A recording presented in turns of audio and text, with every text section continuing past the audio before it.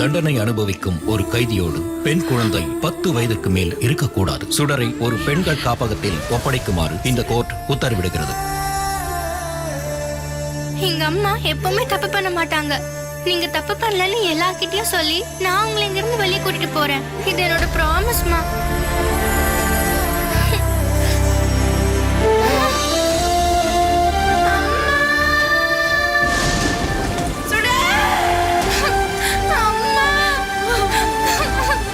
ஒரு தாயும் மகளும் பிரியும் நிலை வந்தால் மேகங்களும் கண்ணீர் விடும்.